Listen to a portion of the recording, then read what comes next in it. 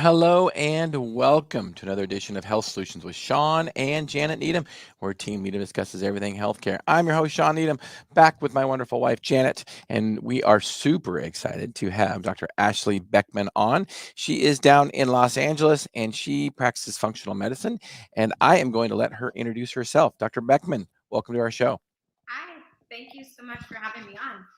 Yes, Uh, I'm a doctor of Chinese medicine, right, with a focus on epigenetics, and I infuse cellular detox epigenetics with Chinese medicine theory to create customized protocols for my clients and figure out what the root cause of their chronic issues are. so let's talk about epigenetics since you talked about it, or since you mentioned it. What is epigenetics?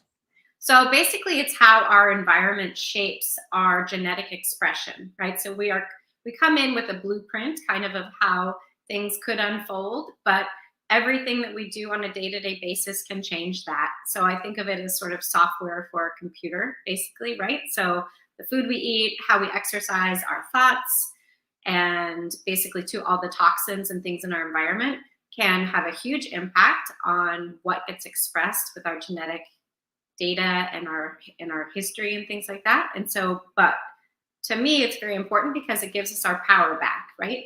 Just because your parents had something doesn't mean that that is what is going to happen to you, because we know that we have a lot of power to change our genetic destiny. I think it's up to us to make those really wonderful choices, and it's on a day-to-day basis. So it does give us though a lot of information and power to make it different and really have flourishing health instead of just something that we think we might have because our parents or grandparents had it. Well, and thanks for saying that because I think we wrongfully are told a lot of times, or people at least think that, oh, we can't change our genes or our genetics, and we can't change our genetics. That is true, Right. but we can change the way our genes are expressed. Period.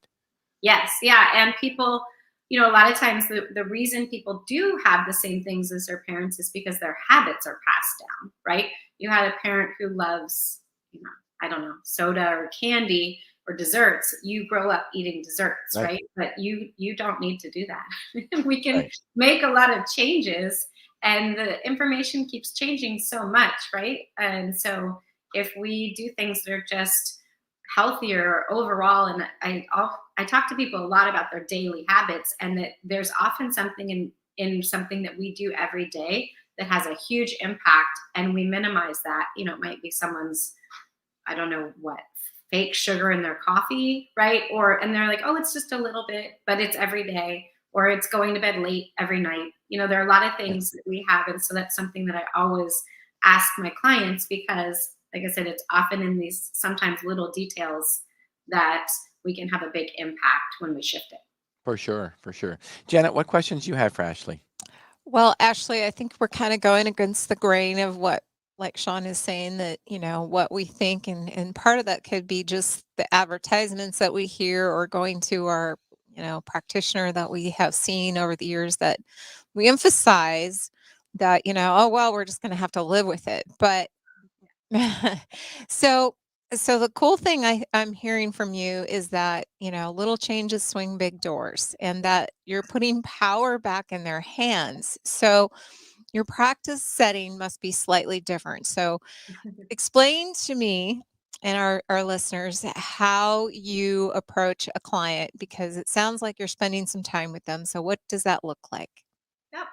So usually when I work with clients one-on-one, basically it starts off with a 60-minute appointment where I want to get a deep dive into their history, their symptoms, kind of where they are now, what a lot of their habits are, the foods they eat, and exercise, mindset, and let's see what else, family, stressors, old trauma, things like that.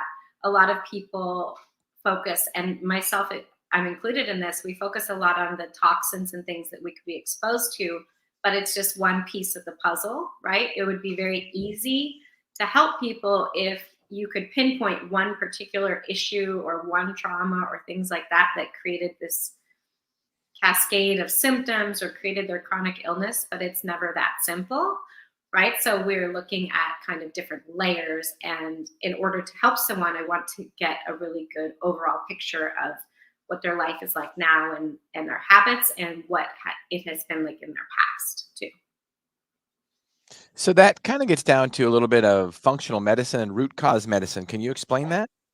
Yep. So basically, there are certain things that our bodies can handle, right? And so in our current environment right now, there's so much stress, there's so many environmental toxins that we can't control just from our exposure in the world.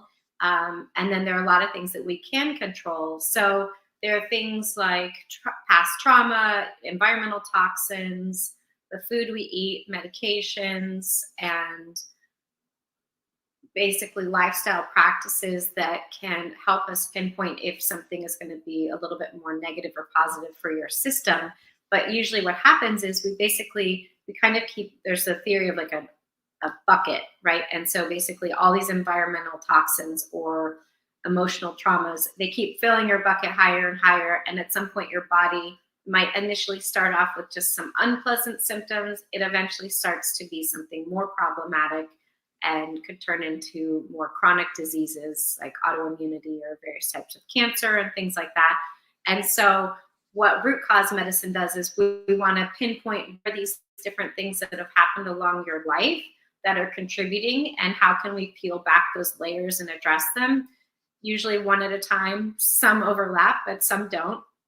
And really get to who you were before these things were happening and try to restore your health and vitality, prior to these instances, because they all have a lot of information and they really impact who we are and how our body is responding. And how does Chinese medicine help you do that? And explain a little bit about Chinese medicine and how you were trained. Sure. So a lot of people also don't realize how lengthy Chinese medicine degrees are. So my graduate program for Chinese medicine and acupuncture was 4 years full time, so no summers off, anything like that. And then I went back for an additional 2 years for my doctorate. So I studied healthy aging and longevity for my doctorate, and I wrote my thesis on epigenetics and specifically certain nutritional compounds on how they can be favorable for our genetic expression.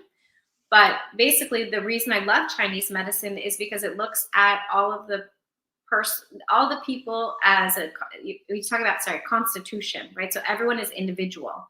And the other thing that's very fascinating is they look at food and not supplements, but herbs and lifestyle practices.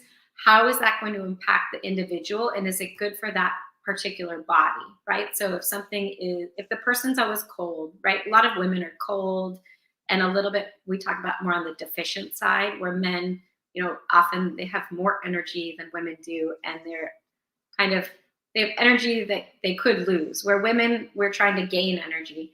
And so it's very interesting because we have a lot of foods and we look at that the same way. So that's why, someone who's already cold all the time, the last thing they should be eating are smoothies and salads, right? And that's pretty much the Western holistic nutritional diet, right? And especially if you look kind of like at veganism and things like that. So it's very deficient from our perspective in Chinese medicine. So, and the same, you have a guy that has a lot of heat, always sweating, so much energy, and let's say he's angry and irritable. The last thing he should be eating would be spicy food, which is going to create more heat and it's like gasoline on a fire that's already burning. So I love that because even in functional medicine, they are not looking at it at the same way with constitution. And this applies with intermittent fasting. I see all the time, right? Women are given these windows of eating that are the same as men. And that to me should be changed, right? And if you're already someone who's weak and tired, you really need to be very mindful of how you're doing intermittent fasting or keto or things like that. So I love it because it's another lens that I use to look at the person and figure out their specific protocol for them individually. Then I can add on their genetics, even more fine-tuned. And then I throw that in with how I would process and fill out their program for a pretty lengthy cellular detox from mold or if they have Lyme disease or whatever might be ailing them. Well, and the hot versus cold example you just gave, I mean, that makes sense, but I can honestly tell you of all the functional medicine stuff that we practice, I never even thought about that, but it makes total sense. It's as simple even with, let's say you give someone, you say, or you hear, oh, have ginger tea for if you're sick, right? Or you have arthritis or whatnot. But ginger tea is warming, and for somebody that has a fever, that's not what we would use in Chinese medicine. You would Right. use a cooling herb, right? Right. So it's really, I mean, to me, once I learned about this, and you learn that different, let's say, viruses or bacteria, they have a cold or a hot nature. You need to adjust the foods you recommend for the person. Like, would it be cold therapy or sauna, right? Heat therapy or Yeah. cold. It's very interesting to me because it's not actually being spoken of in functional medicine at all, unless you're a Chinese medicine practitioner. And there aren't that many of us that combine the two. Yeah, well, thank you for that education. And speaking of smoothies, we have a comment from Lee Pence, and I know that he has a daily smoothie. So, Uh-huh. Steph, can you go ahead and stream his comment? Let's see what he commented. What does that say? Atomic habits. Like, Yeah, exactly. It's all about changing your habits, that's for sure. And Lee, you have an atomic habit of eating a daily smoothie. So, um, yeah, I would kudos say to you. I would say make sure too, a lot of people get really stuck in having the same foods every day. And I'll give this example of my daily smoothie that I used to make 20 years ago. Then I realized that I was sensitive to almost every ingredient in there on some lab testing that I did because I never rotated it, right? I thought, okay, this is the best. I want to put everything I can in the smoothie. And it had frozen fruit, at the time, what was it then? Rice milk, right? Not so great for people, but that was the trend. Right? That was the alternative milk 20 years ago. And I had all this, hemp protein and oil and coconut oil, just everything possible. And it's really important for us to kind of keep our body on our toes, right? And so I tell people also make things simple, have a small handful of ingredients. The next day you change it. So if you really don't want to give up your smoothie, don't throw in like spirulina and bee pollen and hemp protein powder and protein, whey protein, which I don't suggest, but you know what I mean? Everyone, they put in everything. And I say, try to make it more simple so your body's not so confused as well. There's too many ingredients thrown at it. I agree. And one of the problems with smoothies, and it works great for my good friend Lee Pence, but one of the problems with smoothies is you can load them up with Mhm. everything, including calories. I mean, it is so easy to make a 600, 750 calorie smoothie. And so if people are really monitoring their calories, they think smoothies just automatically healthy, but you can load them up with calories. And I'm a big believer in not drinking your calories. Um, it's pretty easy to go overboard when you're drinking your calories, whether that be soda, whether that be smoothies, or whether that be alcohol. Oh, for sure. And pretty much those are all the things we're trying to get people off of, right? And not to consume. So, I mean, well, I do try to get people off smoothies unless it's the summer, right? Or you're somewhere tropical. But basically, all of those things, nobody ever wants to give up or reduce very much sugar and alcohol. I'm sure you guys Yeah. Oh, have for heard that sure. all Right. the time. Yeah. And half the time, I'm like, if you really want to, let's say people come all the time because they're in pre-diabetes range, right? And one of the first things I ask them is if they're drinking red wine. And a lot of people drink a couple of glasses or a glass. I'll also say a couple times a week. There are a lot of people who drink it pretty regularly, most nights, right? And that's the first thing I say is, we need to look at the alcohol you're consuming because you're getting all this sugar that you don't realize is sugar. And that is actually putting you in this pre-diabetes range. And some of those habits, you take just that one thing away and they're out of the range in 1 to 2 months. Well, and it's more than, as you know, Ashley, it's more than just the sugar that's in Oh, wine. for sure. It's alcohol has so many. And It, pesticides. and it's just, and alcohol is a toxin, so our body has to deal with that as a toxin. And so that hampers recovery. It hampers our sleep. It hampers a lot of things. So alcohol, if you're having any kind of health issues, should probably go away. Well, and also too, I am a big fan of I've used the Garmin watch to track track my system for a while, and I use the Aura Ring too. And I tell people, if you're using any of those, see how your body reacts on the stress level after a glass or two of alcohol, even wine, which everyone thinks is, oh, it's healthy and you know heart healthy. But if you look and see, your body is very stressed trying to process that alcohol. And especially it happens a lot in the middle of the night. You can see that your body doesn't get that recovery time. It's trying to process the alcohol for many hours after you've gone to bed. Well, and one of the things that people say is that, well, alcohol helps me sleep. And it is seen as suppressant. So it does help you go to sleep, but it does disrupt your sleep later on that night.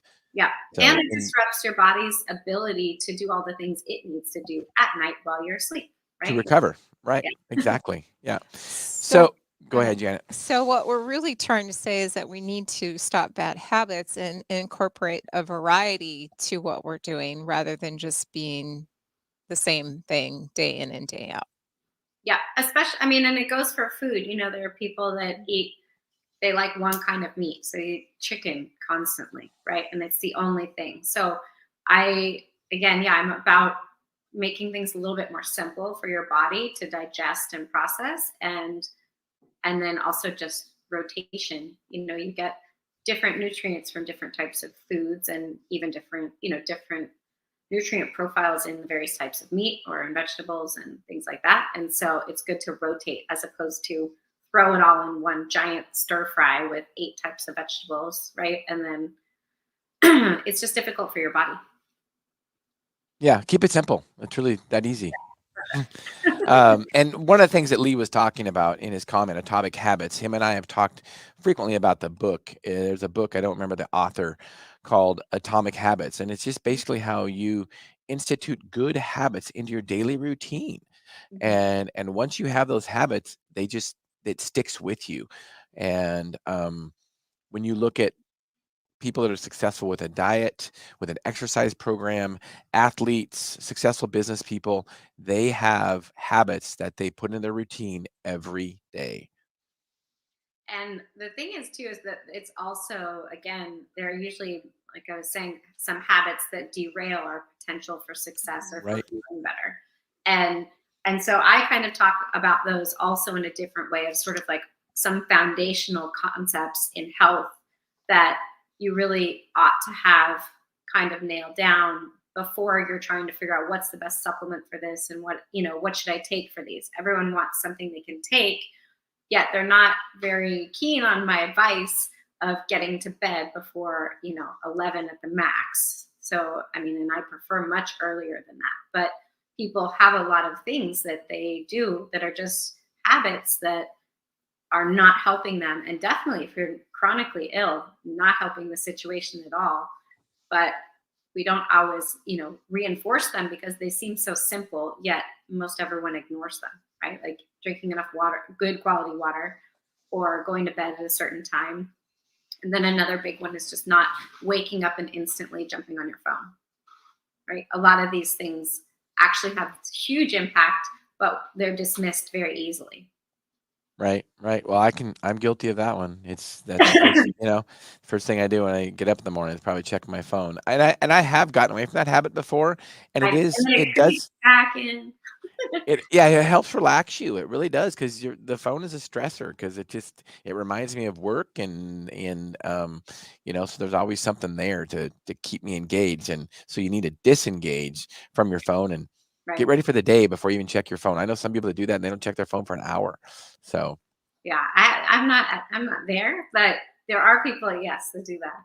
And I think that it probably is really, really great for their nervous system. So it looks like we have a comment from James Dunavant, also known as a healthy libertarian. What's he say?